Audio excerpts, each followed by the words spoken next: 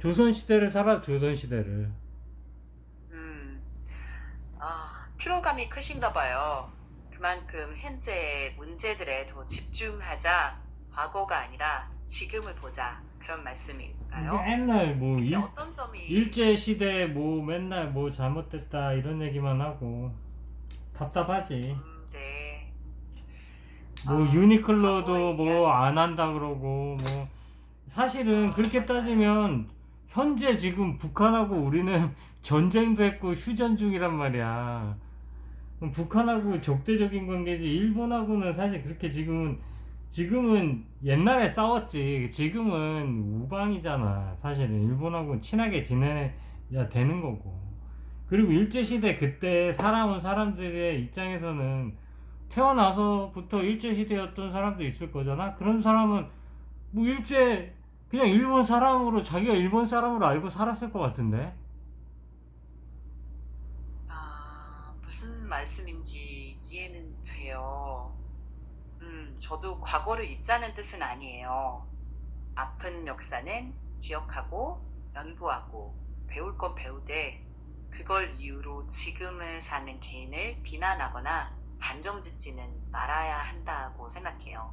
그래. 그리고 동시에 지금의 문제들도 충분히 관심 가지고 해결하려는 게 필요하다고 봐요. 이 역사를 기억하는 것과 현재를 살아가는 외교적 관계는 같이 가져갈 수 있을 거라고 믿어요. 아니 지금 하영 배우를 비난하는 게 옳지 않다. 난 그 말이 하고 싶은 거야. 그리고 네 생각이 궁금했던 거고. 네. 저는 출신이나 가계만으로 누군가를 공격하거나 비난하는 건 신중해야 한다는 입장이에요. 아, 신중한 게 아니라 아, 잘못됐다. 그건 아니다. 그러면 안 된다. 이렇게 명확하게 얘기하지. 말씀 이해해요. 저는 어떤 사안이든 사람을 낙인 찍기보다는 맥락과 책임을 구분해서 보려고 해요. 즉, 과거의 소속이나 조상의 행적만으로 그 사람을 규정하는 건 조심해야 한다고 봐요. 동시에 본인 언행에 대한 평가는 또 별개로 충분히 가능하겠죠. 그럼. 문제점을 지적하되 표현과 방식은 사실에 기반하고 공정하면 좋겠어요. 그게 제가 중요하게 생각하는 선입니다. 음. 다만 속상하신 감정도 이해해요. 아, 속상한 거 지금 없다? 네, 알겠어요.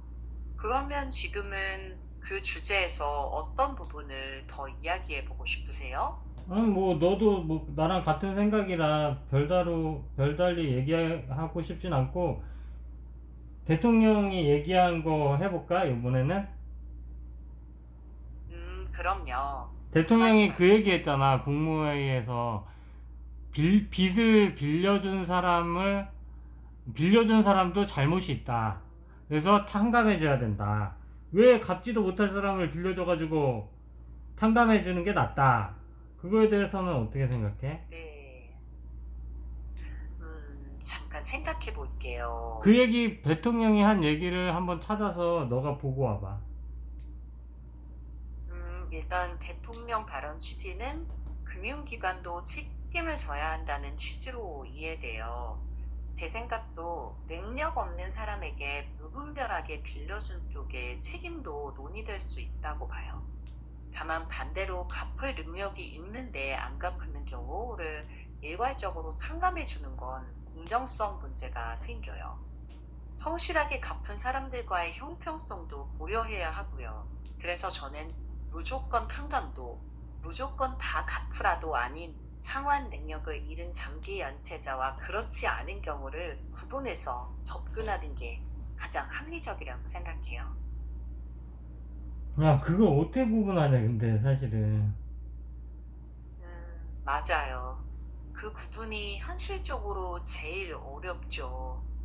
그래서 더더욱 공정하고 투명한 기준을 마련하려는 사회적 논의가 필요해 보여요. 완벽한 답은 없겠지만 성실한 상환자 보호와 정말 어려운 분들의 재기를 돕는 지원 사이에서 균형을 찾는 게 핵심 같아요. 어떻게 하면 그 균형에 가까워질 수 있을지 사례를 보면서 같이 생각해 보면 좋겠어요. 컵마스터는 어떻게 보세요? 아, 야, 빚을 못 갚는 사람 잘못이지. 어떻게 빌려준 사람도 잘못이라 이렇게 얘기하면 어떡하냐. 음, 네, 그 관점도 충분히 일리가 있어요. 야, 빌려준 기본적인 사람이 무슨 교양은 잘못이야, 솔직히. 말씀하신 대로 빌린 사람이 갚는 게 원칙이고 그 책임은 채무자에게 있는 게 맞다고 봐요. 대통령 발언 취지는 금융기관도 대출 심사를 제대로 하지 않고 무리하게 돈을 빌려줬다면 그 책임도 생각해 보자는 쪽에 가까웠던 것으로 알고 있어요. 제 생각에는 두 가지를 구분해서 보는 게 맞다고 봐요. 채무를 갚아야 하는 1차적인 책임은 채무자에게 있고 금융기관의 책임은 별도로 물을 수 있다고 봐요. 다만 그렇다고 해서 채무자의 책임이 없어지는 건 아니라고 생각해요. 그래서 빌려준 쪽만 잘못이라며 탕감하자는 주장과 빌린 쪽만 100% 책임이라는 주장 사이에 간극이 있는 것 같고 그 간극을 어떻게 메울지가 과제인 것 같아요. 원칙적으로는 계약의 책임을 지키되 금융감독과 제도 개선으로 무리한 대출이 반복되지 않게 하는 방향이 일반적이지 않을까 싶습니다. 야, 무리하게 빌려주는 사람도 문제다? 그 관점도 가능합니다. 위험을 충분히 보지 않고 돈을 빌려준 쪽에도 책임을 묻는 논리는 성립해요. 다만 그렇게 볼수록 세무자의 갚아야 할 1차적 책임이 사라지진 않는다고 생각해요. 결국 양쪽 모두 일정한 책임이 있을 수 있고 그 기준과 구체적인 기준을 어떻게 정하느냐가 쟁점인 것 같아요.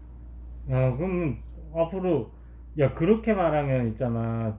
앞으로 돈 빌리기가 더 어려워질 수도 있어. 그럼 어려운 사람들이 더 어려워질 수도 있다, 이건. 잘 생각해 봐야 돼. 네. 잠깐만요. 그 지적은 충분히 생각해 볼 부분이에요. 금융기관 책임을 말을 빨리 해라. 과하게 키우면 네, 맞는 지적이에요. 은행이 대출을 꺼리게 되면 신용이 낮은 사람들에게 더 불리해질 수 있고요. 그래서 채무자 책임도 지키면서 금융기관에도 심사 책임을 부여하는 균형이 중요해 보여요. 너는 자꾸 지금 균형만 말씀하신 얘기하는데, 이거는 자본주의 사회에서는 자기가 빌린 돈은 자기가 책임지는 거야, 원래. 아유, 그냥 뭐 빌려준 사람 잘못도 있어요 막 이래버리면 대통령 그런 식으로 얘기해버리잖아. 그럼 이제 금융기관이 더 안 빌려줄 거라고. 그러면 신용 없고 정말 힘든 사람들은 돈 빌리기가 더 어려워져요. 아, 정말 진짜 말도 안 되는 얘기를 하더라고. 내가 봤을 때는 진짜 말도 안 되는 얘기거든. 대통령 그렇게 얘기하면 안돼. 네, 충분히 무슨 말씀인지 알겠어요. 그 논리는 자본주의 계약 책임 원칙에 맞닿아 있고, 실제로 그런 우려 자주 나오는 쟁점이에요. 금융기관의 책임을 강조할수록 대출 심사가 더 보수적으로 변해서 신용이 낮은 분들이 더 어려워질 수 있다는 우려도 있어요. 반대로 금융기관 책임이 전혀 없다면 무리한 대출이 반복될 수 있다는 비판도 있고요. 그래서 어느 한쪽이 정답이라기보다는 계약 책임을 어디까지 볼지, 금융기관 책임을 어느 수준으로 인정할지에 대한 정책적 판단의 문제로 보입니다. 말씀하신 부작용 우려도 충분히 토론할 가치가 있다고 생각해요. 너는 그럼 그 대통령 의견에 좀 동의하는가 보네? 음, 완전히 동의한다기보다는 저는 조건부에 가까워요. 발 빼는 거야? 금융기관도 대출, 너 발 빼는 거야? 한 가지만 선택해. 아니요. 한 가지만 선택하라고. 고르라면 저는 동의하지 않는 쪽을 고르겠습니다. 뭐야, 뭐야. 한 왜냐하면 가지만 계약의 선택하라니까. 기본 원칙은 빌린 사람이 갚는 것이라고 보기 때문이에요.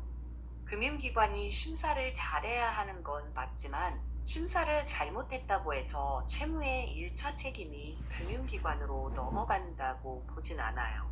아니 말씀하신 그러니까 우려처럼 그럼 넌 내 의견에 동의하는 거네.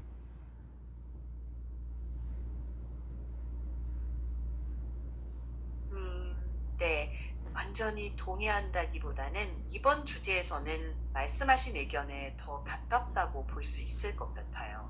채무의 1차 책임은 채무자에게 있다는 원칙을 더 중요하게 보고 정부 최고 책임자가 금융기관의 책임만 지나치게 강조하는 메시지는 금융시장에 잘못된 신호를 줄 수 있고 결국 대출이 보수적으로 이루어져 어려운 분들의 금융 접근성이 그래 낮아질 수 있다는 더 어려워진다니까. 더 힘들어지고.